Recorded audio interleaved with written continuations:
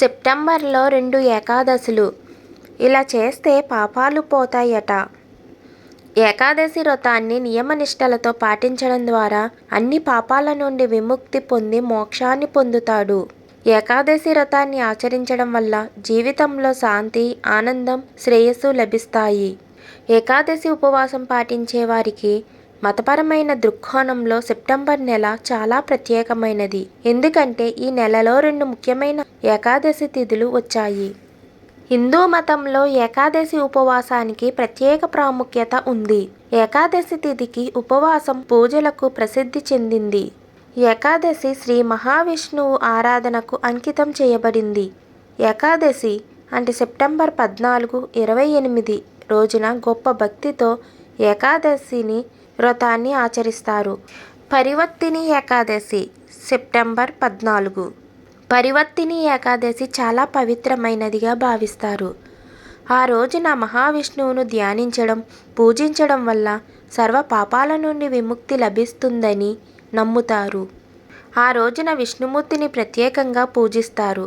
పరివర్తిని ఏకాదశి ఉపవాసం సెప్టెంబర్ 14 శనివారం నాడు ఆచరించబడుతుంది.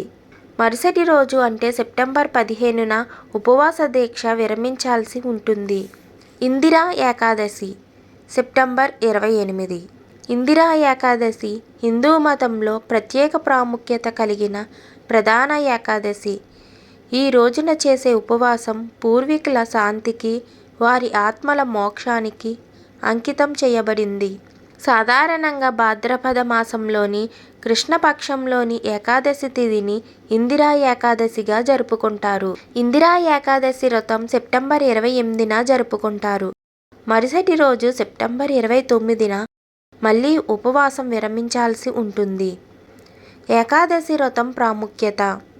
ఏకాదశి ఉపవాసం హిందూ మతంలో ముఖ్యమైన ఉపవాసంగా పరిగణించబడుతుంది.